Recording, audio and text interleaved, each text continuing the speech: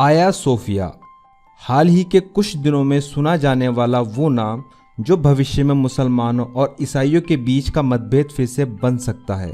Bosphorus नदी के पश्चिमी किनारे पर भव्य गुंबदों वाली ऐतिहासिक इमारत जिसे आया सोफिया के नाम से जाना जाता है, वो आजकल चर्चा का विषय बनी हुई है। आइए जानते हैं कि ये ऐतिहासिक इमारत क्यों चर्चा में है। 10 जुलाई 2020 तुर्की की एक अदालत ने आया सोफिया म्यूजियम को मस्जिद में बदलने का अपना फैसला सुनाया। कोर्ट ने अपने फैसले में कहा कि आया सोफिया अब म्यूजियम नहीं रहेगा और 1934 में हुए मुस्तफ़ा कमाल पाशा अतातुर्क के नेतृत्व में हुई कैबिनेट के फैसले को रद्द कर इसे फिर से मस्जिद बनाने का आदेश दे दिया है। तो आइए पीछे चलकर विस्तार से पूरे मामले को समझते हैं।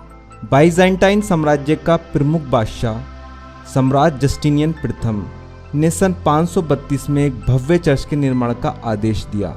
उन दिनों वर्तमान में इस्तांबुल कहे जाने वाले स्थान को कॉन्स्टेंटिनोपल या कुस्तुनतुनिया के नाम से जाना जाता था। ये बाइजेंटाइन साम्राज्य की राजधानी थी, जिसे पूरब का रोमन साम्राज्य भी कहा जाता था।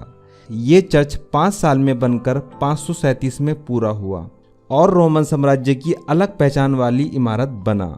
आया सोफिया, जिसका मतलब है पवित्र विवेक यानी होली विजडम, ये ऐतिहासिक इमारत करीब 900 साल तक ईस्टर्न ऑर्थोडॉक्स चर्च का मुख्यालय रही। एक अलग नज़रिए से देखा जाए तो विवाद सिर्फ मुसलमानों और ईसाइयों में ही नहीं, बल्कि 13वीं सदी में इसे कुछ यूरोपीय ईसाई हमलावरों ने बुरी तरह तबाह करके कुछ समय के लिए आया सोफिया को कैथोलिक चर्च के रूप में परिवर्तित कर दिया। और ऐसा पहले भी कई बार हो चुका था, लेकिन 29 मई 1453 में पूरी तस्वीर ही बदल गई, जब इस्लाम को मानने वाले ओटोमन साम्राज्य के सुल्तान महमद द्वितीय ने कुस्तुनतुनिया को जीत लिया और उसका नाम बदलकर इस्लाम्बुल रख दिया, जो बाद में इस्तांबुल के नाम से जाना जाने लगा। और इस तरह बाइजेंटाइन साम्राज्य का अंत हमेशा के लिए हो गया और साथ ही आया सोफिया को मस्जिद में बदलने का आदेश दे दिया गया। करीब 100 साल पहले प्रथम विश्व युद्ध के अंत के साथ साथ ओटोमन साम्राज्य का भी अंत हुआ। कई संधियां भी हुई। 29 अक्टूबर 1923 को तुर्की गणराज्य का गठन हुआ और मुस्तफ़ा कमाल पाशा अतातुर्क तुर्की के पहले राष्ट्रपति बने।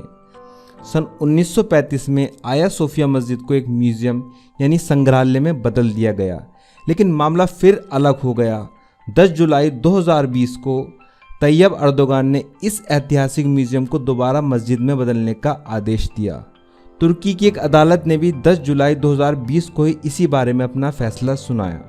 अर्दोगन अब अपनी इस आया सोफिया का पुनरुत्थान की कामयाबी को मस्जिद अल अक्सा की मुक्ति का अग्रदूत भी मान रहे हैं। फिलहाल इस मुद्दे ने अंतर्राष्ट्रीय स्तर पर फिर से एक नए मामले को हवा दे दी है, जहां एक तरफ से कुछ देश इसको तुर्की का अपना आंतरिक मामला बता रहे हैं, वहीं कुछ मुल्क इसे अलग ही नज़रिए से देख रहे हैं।